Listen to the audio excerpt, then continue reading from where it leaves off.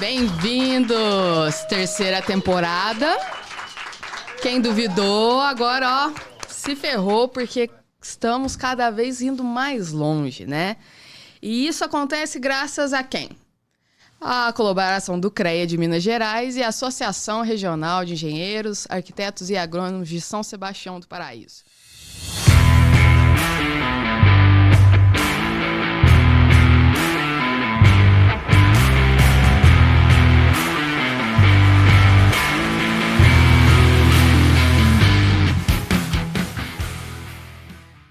E, cara, a gente tá muito feliz. Eu e a Alexandre até tava conversando aqui.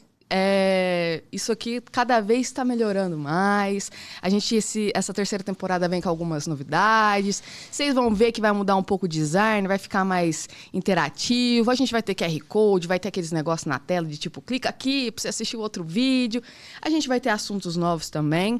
Provavelmente vai ter uma segunda parte de um episódio da temporada passada, né, que não deu tempo de fazer em 1 hora, porque os meninos conversam muito e é um assunto muito delicado, que foi do SPT. Então, eu acho que agora vem a segunda parte, falando de fundações e tudo mais. E hoje eu vou receber um cara que é engenheiro elétrico. Eu acho essa pessoa muito corajosa, porque quando eu fiz a faculdade, elétrica não entrou na minha cabeça e até hoje eu tenho um pouco de dificuldade. Não tenho vergonha de assumir isso, tá? E, pessoalmente, engenheiro mecânico e elétrico, para mim, ó, tudo doido.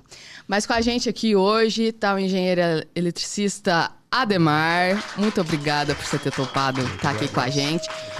Inclusive, foi muito difícil encontrar um engenheiro elétrico. É mesmo? Vocês estão em extinção? É. Ou vocês estão escondidos? Como que funciona? Se apresente, conta a sua história. Mas, mais uma vez, eu vou te agradecer de ter topado vir aqui no podcast. Poxa, Amanda, eu que agradeço, muito prazer. Não, acho que não estamos em extinção. Amém. Estamos apenas trabalhando muito, vamos dizer assim. Acredito. Meu nome é Ademar, né? Como você mesma apresentou, sou engenheiro eletricista, também tenho pós-graduação em engenharia de segurança do trabalho. E assim, hoje na área tem que ter um pouquinho de tudo, né? Tem que ser um pouco louco mesmo. Vamos ser sinceros. Sim. Não só lá na faculdade, para a gente poder ali vencer os desafios da formação, das matérias, mas acho que no mundo também, quando a gente é lançado no mercado. Né? Nossa, aí o bicho pega. Aí o bicho pega. Porque a nossa área, Amanda, é muito engraçado. É uma área muito ampla. A gente tem diversos nichos que a gente consegue atuar. Então a gente pode atuar ali, seja num projeto residencial mais simples, mais tranquilo, mas até projetos mais complexos de automação, de sistema elétrico. E aí a gente vai se especializando e vai nadando ali conforme a corrente, né? Então a gente vai se moldando e recebendo e adquirindo a expertise para atuar em diversas áreas. Quando o aluno forma, ele tem que ter a consciência de que ele não vai parar de estudar. Com certeza. Isso é verdade. As coisas só vão piorar. E assim, a gente hoje tem uma facilidade que, quando eu me formei, a gente não tinha, que é a internet, né? Tinha internet, com certeza, mas não tinha WhatsApp, não tinha essa comunicação tão rápida, né, que tem hoje. Inteligência artificial. Pois é. Hoje facilitou bastante, né? Ajudou muito. Eu duvido que tenha algum aluno que faça um TCC sem ele. Essa foi uma mudança. Não sei se positiva, talvez, né? Não, também não tenho ideia. Tem essa questão. O que me ajudou muito foi em relação às humanas, então meus textos ficaram mais formais, no sentido de, no âmbito jurídico, etc. Porque é uma dificuldade de quem está nas exatas, com certeza. Com certeza. Isso ajudou bastante. Isso é o que a IA me ajuda hoje, mas ela tem um nicho muito grande, muito amplo também. E erra muito também. E erra muito. E tem gente que confia cegamente. Pois é. Isso me dá muito medo. Isso, confesso que também me dá medo. A gente tem que entender, Amanda, eu acho que principalmente na minha área de engenharia elétrica, a gente está falando de uma área que envolve, não só, assim como a civil e a mecânica, questão estrutural, quando a gente fala de construções, que a gente está trabalhando com vidas. Né? Então, quando você fala de uma instalação elétrica, por exemplo, não é somente você passar um fio, não existe uma receita de bolo. Você tem que levantar, verificar a necessidade, fazer todo o trabalho de gestão ali para chegar numa infraestrutura, num projeto seguro para o cliente. Então, isso é muito importante. E é ruim que as pessoas não conseguem enxergar isso, né? Eu fico triste, muito chateado. Porque, só passa um fio aqui para mim, que sei lá o quê. Mas tem tanta coisa por trás. Muito, muito. E, Amanda, infelizmente, isso cresceu muito. Eu acho que nesses últimos anos, talvez pela facilidade do alcance de todos os profissionais de informação, e eles tomam aquela informação como certa. É o que a gente está falando da IA agora há pouco. E existe um trabalho por trás disso. Existem normas a serem seguidas, existem diretrizes a serem seguidas. E no final, quando a gente chega num trabalho, entrega ao cliente, a gente está entregando não só um trabalho, um projeto, mas também segurança e a confiabilidade no sistema, na instalação dele. Então, por exemplo, a gente não simplesmente faz um levantamento pensando no presente. A gente pensa no futuro também. Porque depois a pessoa resolve colocar ar-condicionado em tudo. Exatamente. E é uma demanda hoje altíssima. Então, assim, a gente tenta trabalhar...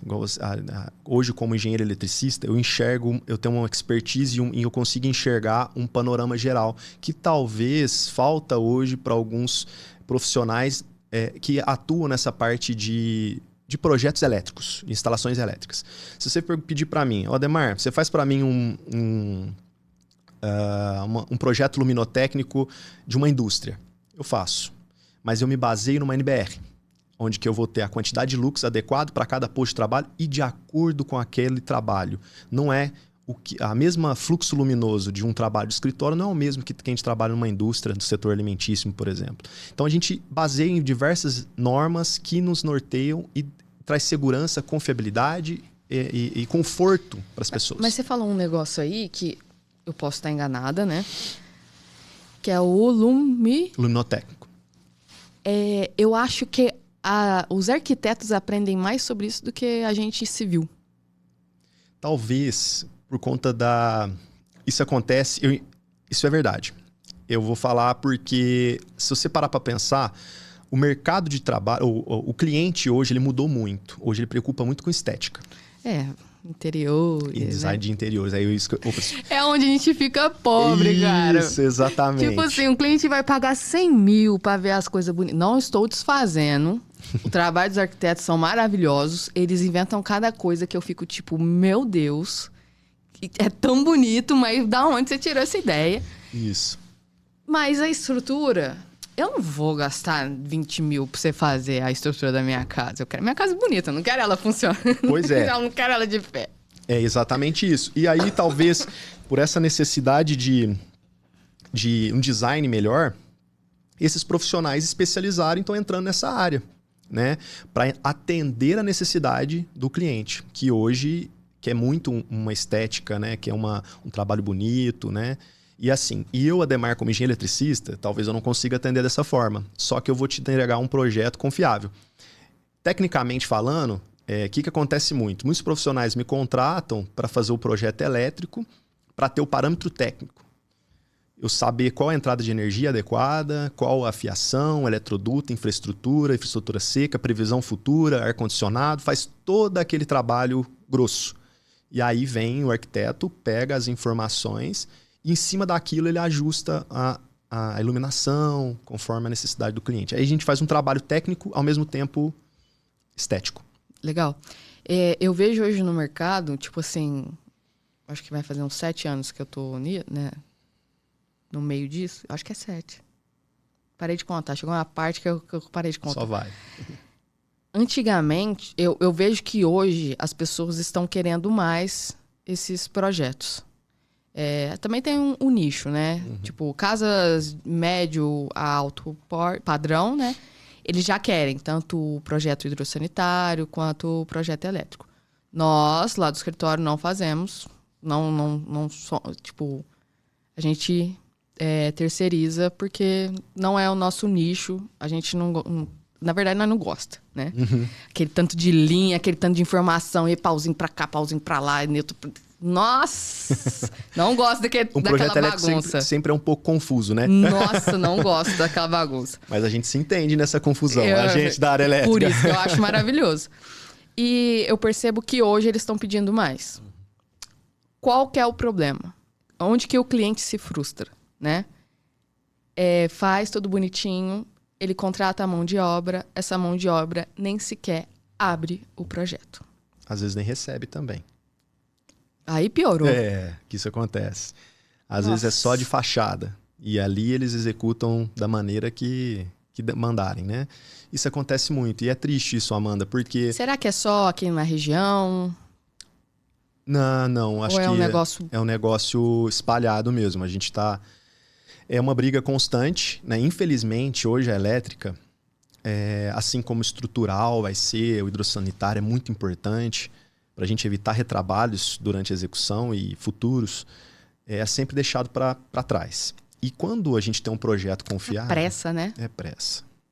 Quando a gente tem um projeto confiável e executa daquele jeito, a gente não tem surpresas lá na frente. Isso é fato. Mas, infelizmente, por conta da pressa, e muitas das vezes, 99% das vezes, por conta do investimento. Então, às vezes, ele deixa de lado esse projeto aqui porque o investimento foi X. Pô, vou fazer isso aqui com o ciclano aqui porque ficou metade do preço a execução. Porque ele usou esse fio, ele usou isso. E como que as pessoas não questionam isso? Pois é. Mas aí vai muito também dos profissionais, Amanda, eu acho. Porque é igual você tem essa experiência, né? Você não atua e sabe da importância, mas tem muitos profissionais que não sabem da importância, mas preferem não comentar isso, né? Porque hoje a gente pode dizer que a construção civil, por incrível que pareça, está em alta ainda. Diminui um pouco o ritmo, mas continua sempre. Eu nunca entendo. Quando eu acho que o negócio vai parar, o negócio acelera. Quando eu acho que vai acelerar, ele dá uma diminuída e depois vai de novo. A construção não para. E aí talvez os profissionais estão deixando essa preocupação de segurança de lado e está entrando muito na questão, talvez, financeira, o que vale mais a pena. E aí é onde que o cliente, com a desinformação, claro que não é culpa dele, né? A gente sabe que o cliente, muitas das vezes, ele é leigo, ele está te contratando justamente porque ele está confiando no seu trabalho. E cabe ao profissional a trazer as melhores opções. Perfeito. E às vezes, para o profissional, a melhor opção não é pagar o mais caro, às vezes por conta da gestão, não, vou pagar o desenhista ou um outro profissional. Vou pagar o meu sobrinho? Isso, para porque fazer. ele joga uns jogos em casa que é muito parecido com isso aqui. Olha, eu vou... até eu falar dos desenhos. Ou se não, entra na inteligência artificial, né? Eu tenho amigos que são desenhistas, mostra, eles manjam muito de instalação elétrica. Mas nós temos tantos outros profissionais que talvez não, que se restringe mais à parte civil. Eu tenho amigos que dá uma aula pra gente aqui, se conversar em relação à instalação elétrica pela expertise, pela experiência que teve ao longo da vida para fazer aqueles projetos. Mas tem tantos outros que não. E aí é onde que mora o perigo. E aí essa falta de conhecimento, às vezes olha lá no IA, acho que eu vou fazer isso, acho que eu vou fazer aquilo. E às vezes se apega também até aqueles cursos, né? Alguns cursos de alguns profissionais, tem alguns que são bons, tem outros que falam algumas coisas que talvez não é interessante, que a gente cai na questão da comunicação hoje, da internet. Tem muitas coisas boas, mas tem muita coisa que você não pode absorver. Você tem que ter a sua experiência, saber se aquilo funciona ou não, para sempre levar e trazer o melhor para o cliente, porque ele não vai ter essa experiência, ele não sabe, né, dessas informações. Perfeito. E tipo, outra, né, que você falou que faz o projeto pensando num futuro também e tal. Começou. Você fez o projeto, as pessoas começaram a passar os fios, tudo certinho. Ah, Demar, eu quero mais uma tomada ali. Eu não gostei disso aqui, ó. Mas você que pediu. Mas eu não gostei. Isso acontece muito, viu, Amanda? Isso acontece. Já está preparado nesse futuro? Como é que funciona aí nesse caso? O que acontece? Isso acontece... Aí a gente pode entrar nesse assunto depois, até na entrada de energia. Começa aí. Mas vamos lá começar, então, já na infra interna. Sim, a gente prevê tudo isso. A gente tem que trabalhar hoje com um espaçamento ali, uma segurança, a infraestrutura de eletroduto, ele tem que ter a taxa de ocupação em 60%. Ou seja, eu tenho 40% que é obrigatório por norma eu ter sobrando ali, mas para troca de calor desses cabos. Então, muitas vezes toma esses 40%, como sendo a minha sobra para eu passar mais fio. Mas não é muito isso. Então eu, Ademar, trabalho como? Nossa, eu acho que ninguém pensa nisso. Ó, vamos explicar. Tem... Como que você chama? Eletroduto? Eletroduto. É o conduíte? Tem o flexível, que é o conduíte. Exato. Tem o tubinho, a mangueira, né? Que você sopra até faz... Nossa, eu lembro quando o pedreiro falou assim, só pra que aí sair aquele... Enfim... Tem essa mangueira, tem a quantidade certa de fio para passar. Não é pra você tuchar os fios tudo, não. Exatamente. Eu não sabia disso. Exatamente. Tem essa sobra justamente para haver, a gente chama, é o fator de temperatura. A gente leva em consideração o fator de agrupamento, o fator de temperatura, se ela é embutida ou aparente. Isso tudo tem as diretrizes e esses índices que no final estabelece o eletroduto a ser utilizado. Não sei se... tem muitos profissionais que não usam esses fatores. E aí nós temos o outro também, a questão da queda de tensão, que é um fator em relação à distância dos alimentadores, dos condutores. Então, sim, respondendo a sua pergunta, Amanda, é normal o cliente mudar os pontos de lugar ali. E sim, a gente, como engenheiro eletricista, a gente prevê tudo isso. A gente prevê o fator de agrupamento, a gente prevê a expansão futura, a gente prevê, pela expertise, a gente orienta o cliente. Cara, vamos colocar uma tomada aqui? Você vai pedir isso aí depois. Deixa essa tomada aqui. Por quê? Porque depois você precisar, você tem. A gente faz uma estratégia da infraestrutura. Não é simplesmente colocar lá na nossa caixa de passagem e derivar para o ponto de elétrica. Não, aquele encaminhamento que a gente faz é estratégico. Talvez passando já por um ponto onde tem uma caixa 4x2 para colocar uma iluminação de emergência. A gente tem um ponto que às vezes tem que colocar uma tomada, um interruptor. E aí tudo isso é estratégia para demandas futuras. Então, sim, a gente tenta prever isso e a gente consegue perceber isso quando? Na entrevista com o cliente. Em empresas muito grandes também, não é nem um tubo, né? Põe aquelas chapas assim. Isso, passa as eletrocalhas, os leitos. A gente tem a infraestrutura que é mais residencial, que são os corrugados, as caixas 4x2, né? Hoje tem muito drywall que também é utilizado, então é mais fácil de embutir essas infraestruturas. Mas nós temos PVC rígido, nós temos eletrocalhas, leitos, aí tem eletrocalha perfurada, lisa. A gente tem eletroduto, que tem os galvanizados, o próprio PVC rígido. O que é furado e o liso é por causa do calor dos fios? Ou é só estética? Olha, a gente, na verdade, o que eu, Ademar, costumo utilizar? A gente tem uma experiência, eu tive uma experiência numa empresa onde a gente usava os eletrocalhas lisas para ter menos influência eletromagnética externa. Eu usava ela para cabeamento estruturado, para não ter essa influência. A perfurada, sim, ela ajuda mais na troca de calor. E a lisa a gente usava muito para cabeamento estruturado para ter um enclausuramento melhor desses cabos e não ter uma interferência externa. Entendi. Meu Deus do céu. Mas vamos pro ponto principal. Vamos fazer um caminho. Da onde vem a energia? Vai para nossa... Como que chama?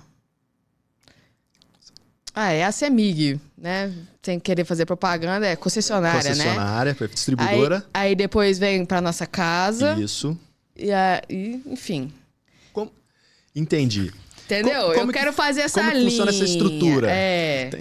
Essa estrutura... E você, como engenheiro elétrico, pode acompanhar desde esse começo ou você só consegue acompanhar depois de um certo tempo? Ou o seu nicho é esse, então não posso, enfim... Posso atuar em todas as áreas. Ótimo. Então, como que acontece essa estrutura? Assim, vamos lá atrás, né? Buscar isso. Hoje o nosso sistema de transmissão ele é todo interligado. A gente chama isso de SIM, que é o Sistema Interligado Nacional. Então, toda a infraestrutura de transmissão ali são interligadas conforme a necessidade de demanda energética, é enviado para uma determinada lugar, um cliente, de acordo com a necessidade. Enfim. Tá. Saindo daí, a gente vai para as unidades geradoras. Hoje a gente tem diversas formas de gerar energia, inclusive a mais moderna, a fotovoltaica, né? Que é uma forma de conversão de energia mais prática, né? Ela só converte ali com agito silício e tal, converte em energia elétrica. Mas nós temos outras formas de geração. A hidrelétrica, a termoelétrica, a nuclear, a eólica. A gente tem, não é a fotovoltaica, mas é sistema solar, que usa o aquecimento do fluido para gerar energia. Só que essas outras, a gente tem uma forma e uma conversão de energia um pouco diferente, que é converter energia potencial, seja ela de diversas formas na natureza, em energia mecânica e posterior em energia elétrica. Como que funciona para chegar aqui para nós energia hoje, né? A gente sai de uma unidade geradora, de uma usina hidrelétrica. Ela vem através da transmissão, que são aquelas grandes torres, né, que a gente vê na rodovia. A gente vê muita vez aquela bola laranja, todo mundo fala, nossa, uma bola de basquete. Na verdade, ela tem um objetivo de sinalização, né, para o tráfego aéreo. Então... E aquela... Você já viu uma de perto? Já vi. Ela é pesada? Ela é leve. Não, ela é leve. Que droga. Você já teve a oportunidade de ver a manutenção daquilo? Como que eles... Não. Eu não vi presencialmente, mas eu vi um vídeo. É absurdo. Tem que ter um sangue frio ali para poder... Rapaz. O cara não pode ter medo de altura, viu? É complicado. Mas enfim, saindo da transmissão ali, Amanda, a gente vai para na nossa distribuidora. Que no caso nosso é a CEMIG, né? Ali em frente à SPAR, né? Acho que você sabe ali onde tem um muro bem longo, a próxima delegacia ali. Ali a gente já tem o primeiro tratamento da energia que chega para nós. Então ela vem na transmissão em 138 mil volts, tá? É uma tensão altíssima.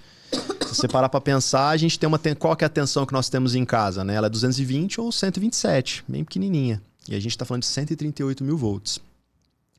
Então ela percorre esse caminho, 138 mil volts, e chega aqui na unidade de distribuição da CEMIG. E ali ela é tratada, né? E que por sua vez é rebaixada a um nível menor, 13.8, 13.800 volts.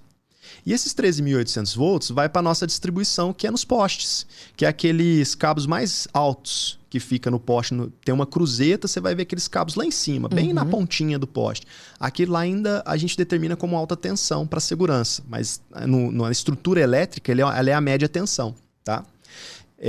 Então ali é distribuído em 13.800 e os bairros e as regiões ali, a gente tem os transformadores que rebaixam a níveis comerciais, que é os níveis que nós temos dentro da nossa casa. Então ela vai lá, passa pelo transformador, é distribuído novamente ali hoje modernamente nos cabos multiplex, né, que você vai ver aqueles cabinhos coloridos, trançados, ali já é baixa tensão, e ali vai sendo derivado para as residências. Então essa é a estrutura assim, de maneira bem resumida. E ali chega no padrão para ser medido e ali para dentro a gente está falando de residência já do cliente já. Então eu posso atuar desde lá do CEP, lá da transmissão até aqui na residência. E quando a gente vai ligar a energia também, dependendo se é bifásico, trifásico, enfim, dependendo do que for, você tem que preencher um formulário, né? Um formulário. Isso seria também para eles soltarem mais energias, assim, ou não? É que tem que ter um controle energético. Porque não é simplesmente você pendurar uma carga, uma casa, por exemplo. Você tem que ter... Quando você passa de demandas acima de 15 kW... Porque qualquer coisa tem que trocar o transformador, Isso, né? Exatamente. A gente vai cair nessa questão. Às vezes o empreendimento ele tem uma carga muito alta e a infraestrutura não está preparada para isso. Então exige-se um estudo da CEMIG, da concessionária, não só CEMIG, qualquer outra concessionária, para ver a viabilidade daquele empreendimento. Então, acima dessas cargas, você já tem que entrar com formulários, dependendo da situação, projetos, planta de situação, e aí você vai tendo uma coisa um pouco mais complexa. Mas é importante ressaltar que é interessantíssimo ter um profissional habilitado para coordenar isso aí. Porque, tipo, os loteamentos que são, tipo, cidade industrial, ou se não, um parque industrial lá indo para Santo Mais, já sabe que vão ser empresas. Será que eles já prevê isso para um transformador ou ele vai, sei lá, deixar para o cliente se virar depois? Um loteamento novo, hoje ele já vem com uma estrutura um pouco mais reforçada. Porque a gente tem zoneamentos, né? Então, fiquei pensando agora. A gente tem vamos imaginar o seguinte, a gente tem algumas situações. Eu já participei de um projeto, de um prédio, na verdade, onde era um loteamento novo na época e que não tinha o trifásico. Ou seja, no meu entendimento, houve uma necessidade emergencial rápida, talvez de custo também, eles fizeram uma infraestrutura bem fraca para aquela região, vamos dizer assim, com limitações. Uhum. Então, esse prédio já não conseguia ter um trifásico, ele era um prédio com 8 apartamentos, se eu não me engano. A chave geral tinha que ser trifásica. Sim. Aí eu tive que fazer um estudo, saindo um pouco das diretrizes da CEMIG, explicando por que eu precisava de um disjuntor bifásico, maior do que previsto da CEMIG, para poder atender o empreendimento, porque lá não tinha um trifásico. Então, assim, eu tive que sair fora, mas explicar tecnicamente que eu precisava daquela carga e por que eu precisava de usar aquele disjuntor, mesmo não tendo ali na possibilidade da CEMIG. Gente... Tem umas coisas desse sentido. Isso eu consegui lá no passado. Porque não tinha essa previsão de infra, etc. Eu consegui colocar um bifásico de 200. Então, assim, era uma carga que precisava de um trifásico de 125, seria suficiente na época, que eram apartamentos pequenos, bem pequenininhos. E aí a gente precisava de um disjuntor maior. E aí eu consegui. Não tem isso se você pegar na CEMIG, na ND, na 5.2, você não vai ter lá no agrupamento bifásico de 200, você vai ter o trifásico de 200. Sim. E na época eu consegui um desses, mas você vai só conseguir uma informação dessa, seu cliente vai falar, putz, eu vou ter que fazer alteração de rede, porque o cara, se ele procurar um profissional, o cara vai falar isso para ele. Ele fala assim, você vai ter que fazer alteração de rede, vai ter que ter um gasto gigante e tal. Poste 15 mil. Isso. E aí, por quê? Não teve essa informação. E aí esse cliente eu consegui essa solução e graças a Deus eu tenho esse cliente até hoje em alguns empreendimentos e faço projetos para eles. Então, assim, essa confiança. Feliz, né? Confiança. Viu que você deu um jeito de resolver o problema. Eu atendi a demanda, não fiquei fora da demanda e consegui resolver um problema. Acho que isso... Sem ter tanto gastos. E isso hoje em dia, se você for parar para pensar, as pessoas, os profissionais não querem saber. Eles querem um dinheiro e aí o cara que se vira. Pô, mas eu falei para você que era assim. Eu tenho uma dificuldade muito grande, Amanda, é interessante falar, que às vezes eu fecho um projeto, mas eu não tô só no projeto. Eu gosto de estar com o cliente. Eu gosto de falar, cara, você pode fazer isso, isso e isso. O que você prefere? Eu dou a possibilidade pro cliente. E eu acho que falta muito isso hoje em dia. Eu acho que não só na minha área. Não sei se você concorda comigo. Concordo. Tá tudo tão automático. Eu até brinco com o Matheus lá no escritório que às vezes a gente tem que se policiar. Porque a gente gosta de conversar, então a gente vai resolvendo tudo com o cliente.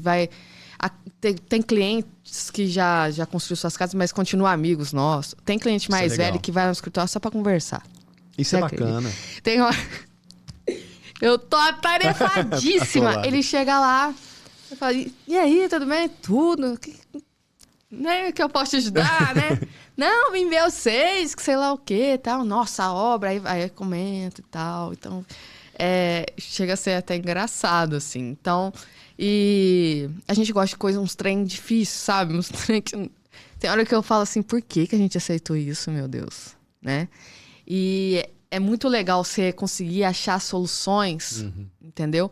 Ir atrás de fazer de uma outra forma, sem que ele tenha tanto gasto, usar as leis a nosso favor, assim.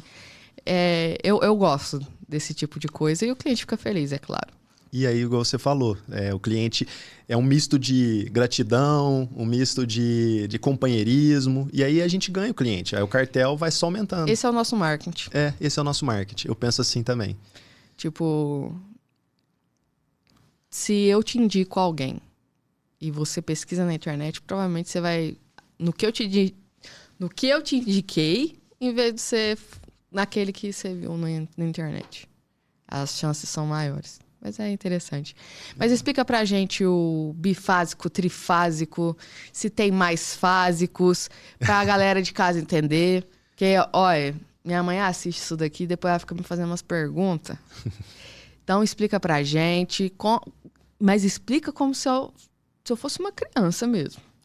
Pra gente saber certinho quais são os ciscos, qual que é a importância. Uhum. E depois e outra coisa também, que você vai guardar aí pra eu não esquecer, que todo mundo acha, às vezes eu posso estar errada, que fios de cores diferentes têm funções diferentes. Falo pra você, explico sim. Bom, vamos lá. Quando a gente fala de bifásico e trifásico, né?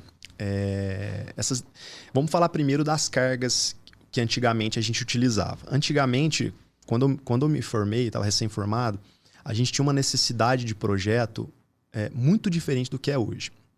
Antigamente, o cara não queria tomadas no ambiente, porque achava feio. Se você pegar uma residência mais antiga, você vai ver que só tem uma tomada no interruptor nos quartos. Exatamente. Não é assim?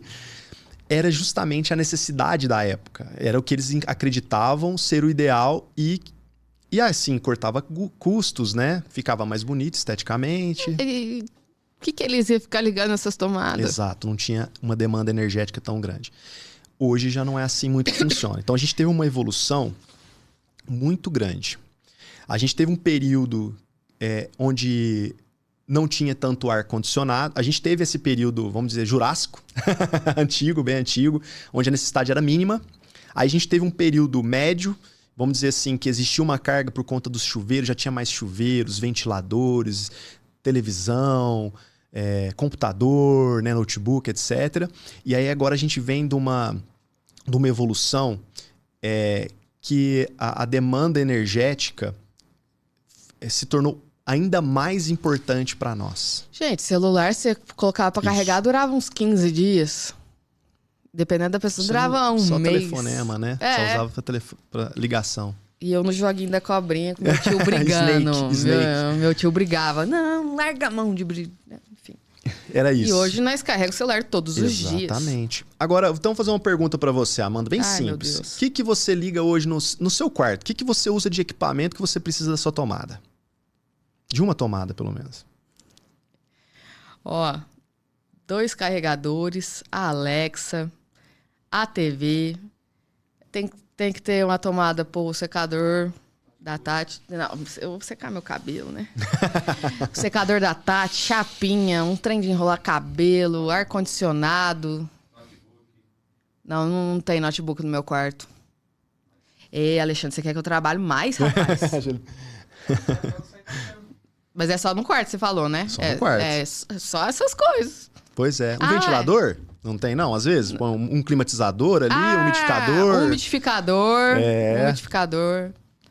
Eu tenho uma lua também que... Aí, ó, tá vendo? Já vai mudando. Oh, meu Deus. Aqueles aparelhinhos de essência que às vezes coloca pra dar um cheirinho, coloca ali na já tomadinha. Tive isso também. Esquenta que... Nossa Senhora. Olha, quanto a gente falou que de 7, 8? Sei lá, só sei que eu vou ter que podar algumas coisas. Então tá vendo como que a necessidade nossa mudou?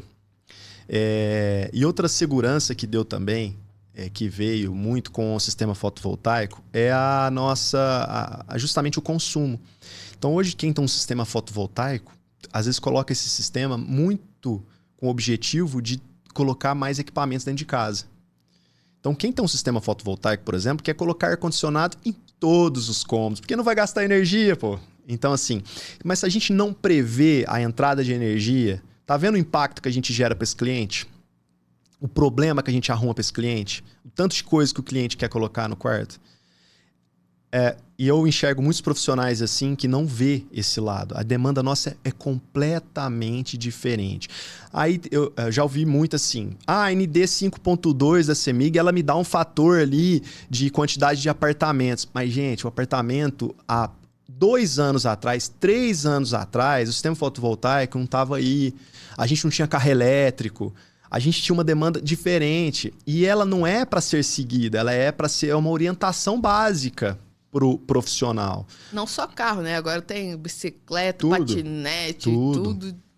Então, assim, tá vendo como que se a gente não fizer um dimensionamento adequado pro cliente, como a gente compromete aquele espaço dele, a casa dele que ele tanto sonhou. Quando a gente fala de comprometer, seria pegar fogo? Também. A gente compromete porque ele vai sempre penso em fogo. Amanda, vou te contar uma situação que aconteceu comigo. Eu fiz um projeto, eu não fiz acontece isso, tá na nossa área. A gente não é contratado para fazer o projeto elétrico de um prédio, às vezes. Não? Não. Mas não é obrigatório? Não por um profissional da área elétrica. Às vezes acontece isso. Chama uma mão de obra e já era? O que acontece? Não. Às vezes a gente não faz o projeto elétrico. Mas eles me contratam para fazer só o agrupamento, só a entrada. Lá para dentro eu não tenho responsabilidade técnica. E muitas das vezes eu pego o projeto e falo, cara, vamos fazer assim, vamos fazer assado. Eu dou toda a diretriz. Já peguei projeto que tava... que o próprio cliente ficou impactado com o que ele viu, porque por incrível que pareça, esse cliente pediu o projeto, olhou, tinha fiação, eletroduto passando por cima do telhado no projeto. O cara não teve um detalhamento ali para poder fazer a coisa adequada. Enfim. Então, muitas vezes... Já me espanta o cliente conseguir entender um projeto. Pois é. E aí a gente tem um projeto... Aí eu sou muitas vezes contratado para fazer a entrada de energia. Eu tenho clientes que aí me ouvem. Vamos fazer assim? Vamos fazer assado? Ok. Só a entrada? Só a entrada de energia, porque é uma coisa mais complexa. Não, foi um, né?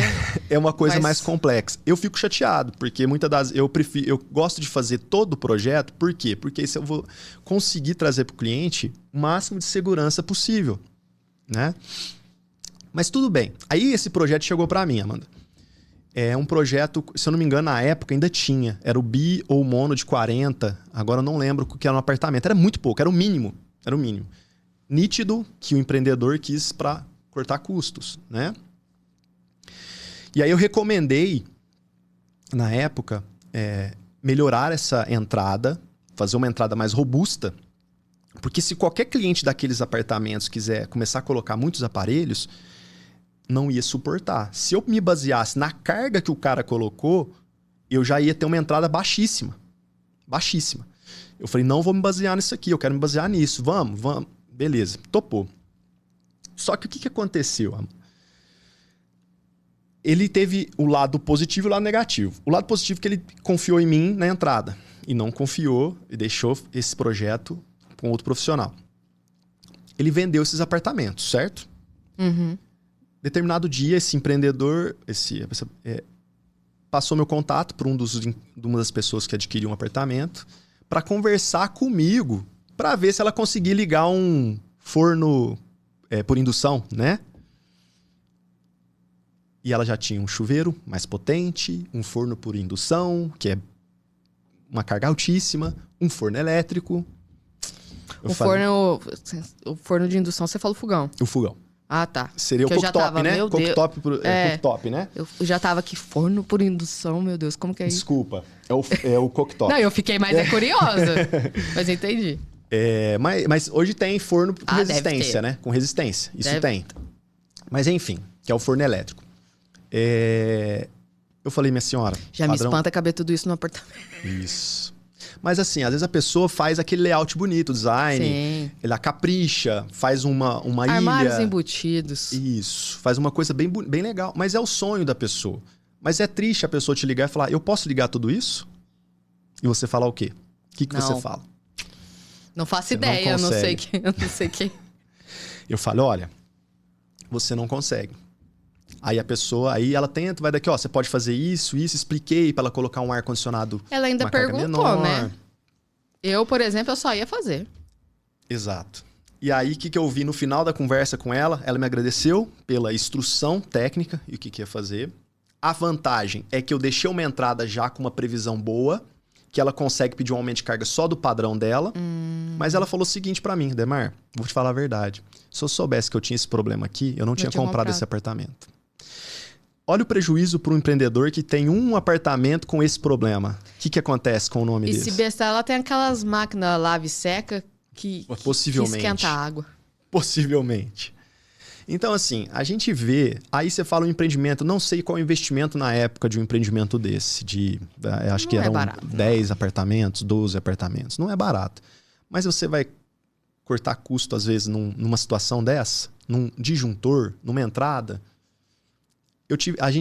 Ele teve esse discernimento na entrada de energia e me consultou e confiou em mim. E ele vai evitar o retrabalho. Agora, se a entrada de energia evitar esse investimento maior, ele vai ter um investimento. Mas se ele não confia em mim na entrada de energia, muito provavelmente o investimento era muito, mas muito, muito maior. Ele tinha que fazer aquilo que eu faria desde o início. Lá no começo, antes do pessoal comprar os apartamentos, ele já teria noção do custo e o seu cliente ficaria feliz, compraria talvez outros apartamentos, saberia que não teria dor de cabeça. Indicaria. Então a gente cai muito naquilo que você falou. As pessoas não estão tão preocupadas mais tá muito no automático e no giro, no custo, no valor, e tá esquecendo da importância desses projetos complementares, né? Que a gente Dinheiro, fala. né? Dinheiro. E de janeiro pra cá, bum, as coisas aumentou 20% daqui, Absurdo. 7% Cobre, dali. então, foi lá em cima. Aí você fala, meu Deus do céu. Aí você dá uma previsão de quanto o cliente vai gastar. E agora, como é...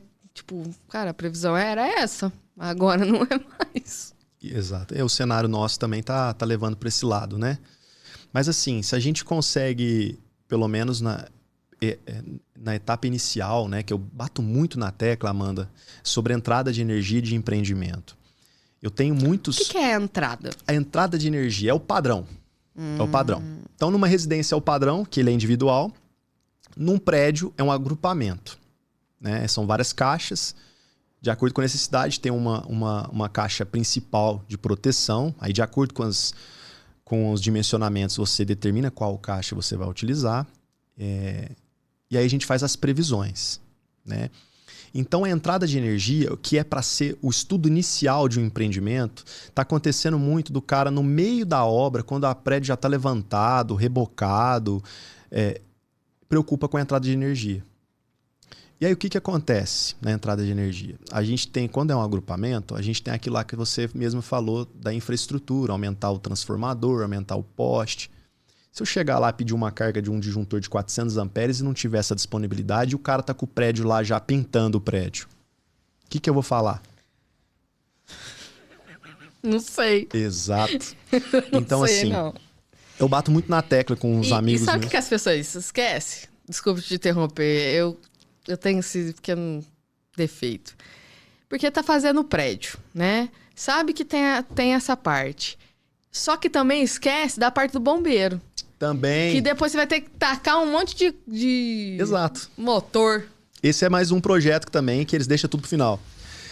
Então, e aí essa entrada de energia, e se tiver uma alteração de rede, Amanda, que você tem que participar do custo do investimento junto com a CEMIG, porque você tem dessa, você faz as solicitações, você tem um caminho a ser feito, a CEMIG vai analisar.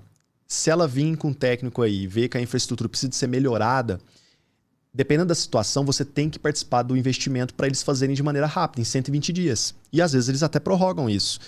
Mas você tem que fazer. Senão você não consegue ligar. E aí você está com o empreendimento quase pronto. Quem que é o culpado no final disso?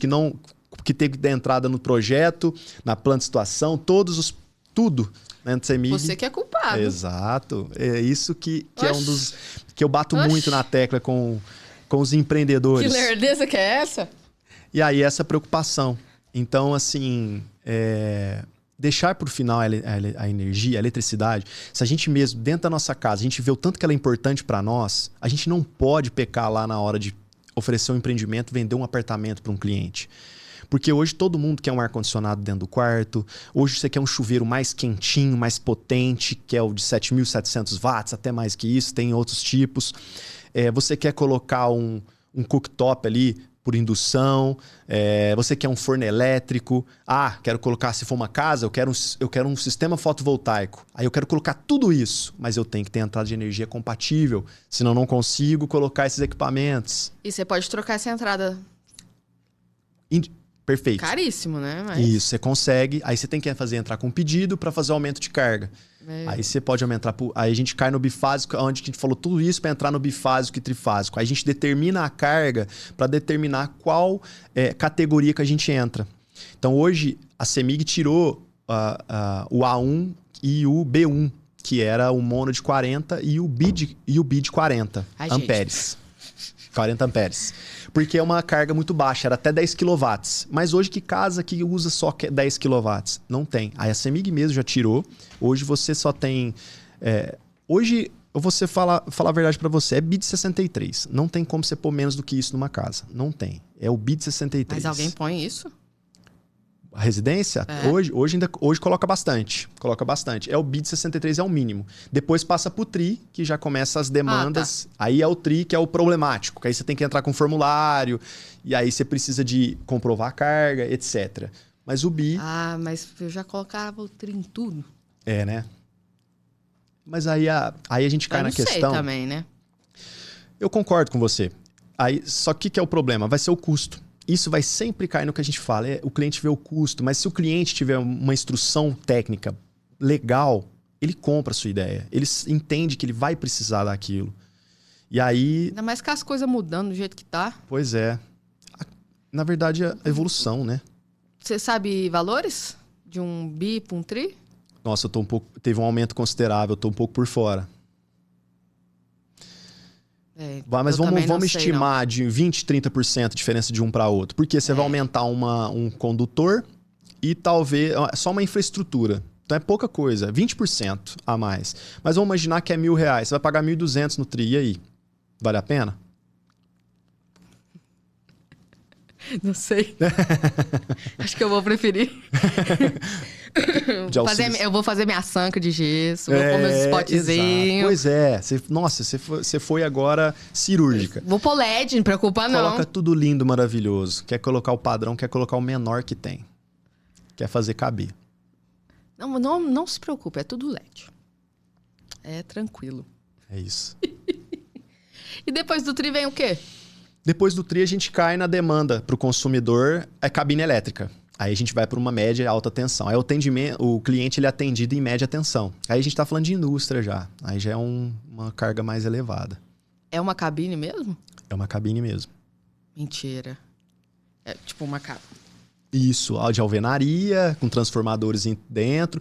Aí você tem as configurações de acordo com o projeto. Você pode fazer medição, transformação e proteção. Você pode fazer só a... Tô tentando... É porque eu trabalhei na Andaco já. Provavelmente Cacete. eles têm. Não, acho que eles têm. Eu não lembro eu tô se era um tentando primário lembrar ou era onde uma era a cabine. casinha. É uma casinha. Mas eu acho que eu lembro que tem várias mesmo. placas. É uma casinha, exatamente. Olha, e disso eu não sabia. E aí já é um outro tipo de cliente. Esse cliente ele passa a ser atendido por outra ND, que é a 5.3. Aí a gente tem outras diretrizes. E ele passa a ser um consumidor em média tensão. Aí tem outras tarifas, né? É diferente do residencial e comercial. Ah, com certeza. E você mexe mais com parte industrial? Na verdade, eu mexo com todas as áreas, desde a residencial até a parte industrial, que é um pouco mais complexa. Eu costumo falar que o que vem para mim é porque o bicho tá pegando, é bucha, é curva de rio. Eu brinco muito, que eu tenho um outro amigo profissional da área elétrica também, engenheiro eletricista, muito amigo meu. Eu falo muito para ele, Marquinhos, para vir para nós é bucha. Pode saber que se chegou até a gente é porque o negócio eles não conseguiu desenrolar. O custo talvez não é do jeito que eles querem uma alternativa melhor, mas assim, já esgotaram. Aí chega para você igual uma batata quente, não tem tempo, você não tem prazo, é para ontem e você é o culpado no final. Nossa, aí é triste demais, misericórdia. E hoje em dia tem muita automação, né, que você falou disso no começo. Como é que tá isso? A galera tá pedindo muito? Eu acho que é um mercado muito interessante, muito interessante. Os conduítes são diferentes? Tipo, a tubulação passa Não, separada? É necessário. Depende do tipo de configuração, do tipo de sistema que você vai colocar. Hoje você tem o mais simples, mais prático, é o através de sem fio, né? E aí esse você coloca... Você acredita que eu não gosto de coisa sem fio? Eu acredito. Eu conheço muitas pessoas que não têm a confiança no sistema sem fio. Porque tem o delay. tem o tempo Eu de acho resposta. mágico o Bluetooth, o Wi-Fi, enfim, eu acho. Mas você gosta? Você tem fone de ouvido sem fio? Tem. Você gosta? Ele dá um pouco... prático, não é? É prático. Mas vai correr. Sim. Onde que vai ficar pendurado? Não vai cair, você vai perder. Exatamente. Mas é mais ou menos essa linha de raciocínio que hoje o cliente que procura isso tem, né? Que gosta da rede cabeada. Você tem os dois sistemas. É um mercado que está em crescimento.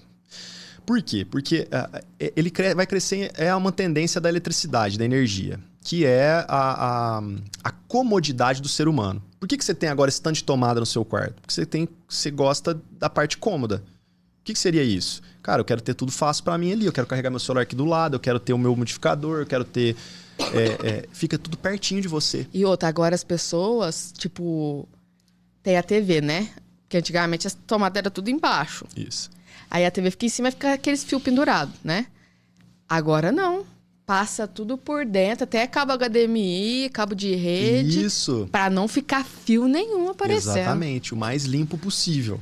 E aí, tipo, que nem cabo HDMI, cabo de rede, você precisa de alguém dessa área específica ou você mesmo consegue fazer? A gente tem que lembrar que é uma infra que tem que ser independente. Você não pode passar junto com energia. Senão você vai ter. Eu descobri, muita porque eu fui influência. tentar passar um cabo HDMI e não deu. Mas não deu certo por causa de espaço ou porque teve interferência? Ele não funcionou bem? Rapaz, se você ver o que eu fiz, você vai brigar comigo, porque não tem 40% lá, não. Mas veja bem. Eu já tô até preocupada. É uma casa que não é recém-construída? Não, ela é de 2013. Então. Então é uma outra demanda, uma outra necessidade. Então, vocês aproveitaram que tinha esse espaço e foram passando outros cabos, né? Mas né? Enfim. Mas eu costumo dizer o seguinte, Amanda... Eu sou viciada em cabo de rede, entendeu? Entendi. Cabo de rede, se deixar, eu ponho até no banheiro.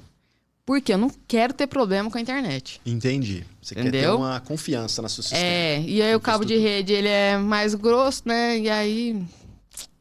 Não deu muito certo, não. O CAT5E, o CAT6, eles têm uma bitola um pouco maior. Tanto é que você vai passar o quê? Num eletroduto de 1 polegada, você vai passar 6 cabos UTPs no máximo, 5. Aí você tem uma ideia do quão a bitola dele é maior, né? O diâmetro dele. Então, gente, que raiva que dá quando o trem H no meio do negócio. Ixi, pra puxar. Aí você coloca detergente, passa uma vaselina pra puxar, sabia, não. Pra tentar passar. Isso. Deus do dá céu. um trabalhinho. E aí, essa parte de automação, você que faz? Essa parte de automação eu deixo a infraestrutura preparada. Então a gente usa uma caixinha talvez mais funda para suportar um componente, porque você tem o Sonoff, que é um dispositivo já independente, que aí você coloca dentro da caixinha, aí tem que ter esse espaço. Branquinho assim? É um branquinho. Aí você tem os interruptores que já tem a possibilidade de automação. Aí você tem a infraestrutura cabeada, que aí você tem uma central onde fica a parte de automação, e aí você tem que comunicar com todos os pontos elétricos da sua casa. É uma coisa mais complexa, Amanda, confesso para você. Mas você prevê uma infraestrutura no projeto, você passar o seu cliente te passar, ou você perguntar para o seu cliente, você deseja isso, com certeza você chega a um denominador comum e ali você consegue prever tudo isso. Teve um estágio que eu fiz... Hoje em dia a gente é amigo e tal. E ele fazia projeto elétrico e tudo mais. E aí, eu nunca tinha visto. Ele tinha, tipo... Tem o... Não é padrão. A caixinha de energia, que tem as chaves, como chama? O quadro. Painel, quadro. O quadro. Aí tinha um quadro aqui e aí tinha outro aqui, que era só sobre as redes da internet, tudo certinho. E aí era outra tubulação. A casa dele. Não é a casa dele. Não é? Não. É um outro projeto que ele fez? Era um outro projeto. E eu fiquei... Gente, eu já não gosto de projeto elétrico, agora eu vou ter que ficar... Meu Jesus Cristo! Aconteceu a semana passada. A minha esposa que acompanhou o pessoal lá. Eu achei fantástico, porque aí as câmeras já estavam tudo... Tenho só a infraestrutura. Lá em casa eu fiz isso. Eu tenho um lugar que chega toda a infra de CFTV e alarme. E eu tenho um painel que não é esses painéis mais pequenininhos. O meu é mais estilo industrial mesmo. Mas eu pus ele escondido de uma forma que ele não parece. Mas ele é bem estruturado. Mas tudo porque a gente tem esse cuidado, né? A gente tem esse olhar. E aí o cara da internet foi passar a fibra ótica semana passada. Eu já tenho uma lá. Eu fui colocar segundo ponto ali. Ele terminou de passar, ele virou pra minha esposa e falou, nossa, mas se eu chegasse em todo lugar, tivesse desse jeito, seria maravilhoso. Aí ela falou, ele é chato mesmo, ele é engenheiro eletricista, ele que deixou isso aí. E eu deixei até com guia. Então o cara só põe o cabo lá, amarra no guia e puxa e sai lá do outro lado. E aí o que eu pedi? É uma instrução que eu falei pra minha esposa. Falei assim, ela sabe tanto que eu sou chato. Eu falei assim, ó, fala pra ele. Eu fiz até um vídeo pra ela, como que os caras tinham que fazer, pra ficar fácil. Fala pra eles deixar um guia pra mim, porque se ele puxar o guia e passar o cabo dele e não deixar um guia e o cara que for passar e precisar ir vai sofrer depois. O cara já deixou o guia e passou a rede dele, tipo... sei lá, 20 minutos. Ele foi lá, amarrou, puxou, tava simples. Lá no lado onde vai o roteador. Ele colocou o roteador e falou, nossa, se tivesse tudo... Ele gastou mais tempo para fazer a configuração do que para passar a fibra ótica. Mas isso é um projeto que a gente faz quando a gente prevê essas situações, né? Todo mundo me pergunta, mas você tem vontade de construir sua casa? Eu falo, não. Porque eu vou querer as coisas do meu jeito e do meu jeito vai ficar caro demais. Aí eu falo, não, deixa quieto. Mas assim, nesse caso aí, por exemplo, de prever uma infraestrutura, eu tô falando de eletroduto. Às vezes 10 pontos aí que você prevê um alarme, uma cerca elétrica, um lugar para passar fibra ótica. O eletroduto ele é muito barato, vai pagar, sei lá, R$60 um rolo de 50 metros de cabo de 1 polegada. Tem que pôr na ponta do lápis e mostrar pro cliente que compensa, né? Sim, do que ele quebrar ou do que ele pegar a fibra ótica, passar lá, sair do muro da casa dele, passar lá, entrar dentro da casa dele por cima do forro, você vê aquele varal, aí vai dentro do telhado, muito mais fácil. E na sua casa tudo passa por baixo? Tudo por baixo. Tudo por baixo. Já tem a infraestrutura de energia que chega direto no quadro, tem uma reserva e tem uma parte que vai o CFTV e alarme. Eu já deixei tem dois eletrodutos e esse estava com guia e o outro já passa um sistema de CFTV. Gente, eu não sei se tá dando pra ver, mas o olho ainda tá brilhando. É muito bom, é muito bom. Nós, eletricistas, temos algumas particularidades, né? A gente chega num lugar, a gente não olha... Eu acho o design muito bonito, mas eu olho a infraestrutura elétrica. Como que tá alimentando, como tá chegando. Tô até observando os LEDs ali, como que foi ligado. A gente pega esse detalhe aí. Eu acho que faz parte do nosso trabalho, que a gente gosta, né? Eu acho que a parte de lâmpadas também, porque, tipo, as pessoas...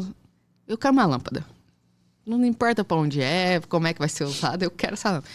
E aí tem todo o conforto, né? Tipo, você pode ter dor de cabeça por causa dessa luz muito forte, ou... ter dor nas vistas porque tá muito escuro. Exato. Tem várias coisas. É igual TV, né? TV parece que quanto maior tem que estar mais distante de você. Você tem que ter a distância. Exato. Mas se eu pudesse, eu tinha uma gigante assim na minha... Não consegue. Acho que vai uma semana, a vista cansa. Trinca o olho, literalmente. Você não consegue enxergar, você não consegue ficar olhando pra TV. E isso causa um estresse também. A gente ficar muito tempo exposto a uma tela, você causa um estresse. A gente que trabalha já com projeto, fica o dia inteirinho no computador, mandando e-mail, resolvendo as coisas. Aí você sai do computador, você pá no celular, você já tá com tela de novo, você chega em casa, liga a televisão. Então isso tudo gera um estresse. Então você conseguir dimensionar no seu dia a dia as coisas adequadamente, te dá uma ergonomia melhor e longevidade e evita esse tipo de situação. Agora responde a pergunta da minha mãe. Qual que era mesmo? Perdão. Fios coloridos... Cada um é pra uma coisa. O azul é pra isso, o branco é o neutro, o preto é sei lá o quê. Tá, vamos lá. A gente tem... Será? A gente tem sim as diferenças. Mas eu vou resumir os cabos pra você. O neutro é o azul, sempre. O verde, ele é o Mas se eu quiser que seja o branco, pode? Não pode. Certo. Não pode, porque hoje a gente tem uma diretriz que é a NBS 5410, que trata de instalações elétricas de baixa tensão. E eu até concordo com isso, né? Que é justamente... Por que eu falo até concordo? Porque eu faço relatório e laudos também, de SPDA. E tem algumas coisas que saem na norma que às vezes eu mantenho do meu jeito, que eu sei que vai dar mais segurança para o cliente. Uhum. Enfim, isso é para outro dia talvez. Então as cores é importante para o instalador, o eletricista que chegar na sua casa, ele saber... o que seria aquela estrutura. Por quê? Porque se ele inverte um aterramento ou um neutro ali com uma fase, ele queima seus equipamentos todos na sua casa. E o cabo de aterramento, por exemplo, Amanda, acho que poucas pessoas se interessam muito por ele. Ele é aquele terceiro pino da tomada, né? A2P mais T. É justamente o do meio. É o do meio. Às vezes a gente coloca um adaptador, né? Para poder burlar ele, ou em algumas situações até eu fui tira. comprar um adaptador. Tu comprar um adaptador Firefly, né? Porque ela é 21 amperes. E aí eu pedi na loja, né? Aí os caras falaram assim, não, a gente não vende isso, não. Aí eu assim, não, vocês vendem sim. Eu sei. Aí eles chamaram de quê? Bomba atômica? Bomba... só sei que tem um apelido de explosão. E realmente, a Tati, cara, deve ter na gaveta uns 10 derretidos. Eu falei que ela vai pôr fogo na casa. Eu já desisti. Então, aí a gente cai na questão do terceiro pino, dessa questão da... Por que a tomada é dessa jeito? Por que a instalação tem que ser bem dimensionada? É para evitar esse tipo de situação. Então, se você tem ali uma tomada bem dimensionada prevendo uma air fry, na bancada da minha cozinha, por exemplo, tem 2 tomadas extremas que é 10 ampere, ou seja, fininha, e a do meio, ela é para air fry, para esse tipo de equipamento eletrodoméstico. Então, prevendo isso, eu não tenho essa dor de cabeça. E agora eu vou fazer uma pergunta, tipo, lá em casa, por exemplo, é tudo dois só, né? Uhum. Se eu quiser trocar por de 3, o que eu tenho que fazer? Então, eu consigo fazer, será? Ou eu tenho que passar mais um fio? Do terceiro fio, que ele é o terra, ele é o aterramento. Ele é marrom? Ele é condutor... Não, ele é verde. E algumas vezes ele é verde com a lateralzinha amarela. Isso é muito injusto. Tinha que ser marrom, cara. Faz sentido. O neutro tinha que ser branco, o aterramento tinha que ser marrom. O neutro branco é o que faz mais sentido. Mas, seguindo essa questão... O que é importante a gente saber do aterramento, Amanda? Ele é um condutor de proteção. Ele é único e exclusivamente para proteção. Então, por que tem o terceiro pino para você ligar um eletrodoméstico, por exemplo? O que está acontecendo muito hoje? Eu vou dar um exemplo rápido. VAP. Você usa VAP para lavar a sua casa? Não é uma facilidade para pressão e tal. A VAP nada mais é do que uma bomba, né, que pressuriza a água e lava, tem uma pressão e consegue lavar ali o ambiente que você precisar. Enfim. Se acontecer uma falha elétrica nesse motor dessa VAP, você está mexendo com água num ambiente úmido. Essa VAP, uma falha elétrica no motor, começa a dar choque. A umidade, ela diminui a resistência do corpo humano. E, consequentemente, aquele choque, ele se torna com uma intensidade maior. E a pessoa acaba se acidentando, tomando um choque elétrico. E aí é onde que mora o perigo. Tá? Aí que é importante ter o aterramento. O que aquele terceiro pino faz quando tem uma falha elétrica em algum equipamento ou eletrodoméstico? Fala equipamento porque na área industrial é importantíssimo o aterramento. Mas vamos falar de eletrodoméstico. Aquela fuga de corrente, ela vai sempre pro caminho mais fácil, para a terra. Então, aquela fuga que iria para o corpo do indivíduo, da pessoa, vai para o terra. Então, ele é um condutor de proteção. E aí, o meu aparelho, ele para de funcionar? Não necessariamente. Ele continua. Aí cai naquilo que a gente falou. Quando você tem uma falha elétrica, uma fuga de corrente elétrica, por exemplo, a conta de energia vai lá para cima. Você não sabe de onde está vindo, né? É onde que, às vezes, um equipamento que está com uma falha elétrica está jogando essa energia para a terra. E ali ele tá, é igual uma torneira que você abre, você deixa pingando ali e ela vai gastando. Gente, é o seguinte, não sei a avó de vocês, mas quando a gente tá dando muito choque nas pessoas, né? O que a avó falava? Tem que andar descalço na terra. Pra o quê? Pra descarregar, né? É isso mesmo. Então é a mesma lógica. E tá acabando, meu Deus. E eu quase não fiz, me falta muita coisa. A conversa foi boa ou eu falei demais?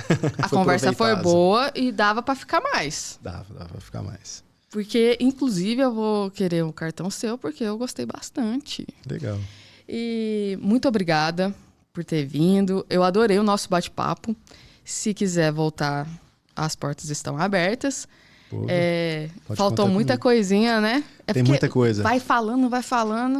E eu sou curiosa, faço cada pergunta também, né? Mas é isso. Muito obrigada por ter topado vir. Foi muito bom ter esse papo com você. E muito sucesso na sua carreira. Que tudo dê muito certo. Que os clientes, né, tenham mais... Como que fala? Consciência, né? Dos riscos, dos perigos que tem. E o que pode melhorar, economizar e tudo mais. Amanda, eu que agradeço o convite. Espero ter passado assim, bastante informação para vocês. Com certeza. E pode contar comigo. Vai ter vários eu vou aguardar esse convite, então. E, gente, a gente vai finalizando aqui, né? Primeiro episódio, acabou. É triste. E, ó, eu quero mandar um recado pra Tatiane. Eu acho que todo final de temporada, o Alexandre vai concordar comigo. Tem que chamar todos os convidados e fazer um churrasco. Não tem, não? Fazer um churrasco, legal, não é? Comigo. Isso é bacana. Chama todo mundo, faz um churrasco. Bacana. E, ó, próximo episódio vai ser sobre financiamento da parte agrícola. Vai estar, eu acho que o Diego, se eu não me engano, posso estar enganada, do Cicobi aqui. Se você tem alguma dúvida, se você quer perguntar alguma coisa, vai ter um QR Code aqui na tela, por aqui, ainda não sei onde está. Clica nele e vai lá, faz sua pergunta, que eu vou estar aqui questionando ele, perguntando quais são as formas, qual que são os benefícios e tudo mais, tá bom? Agradecer o CREA novamente e a associação. Um beijo e até a próxima.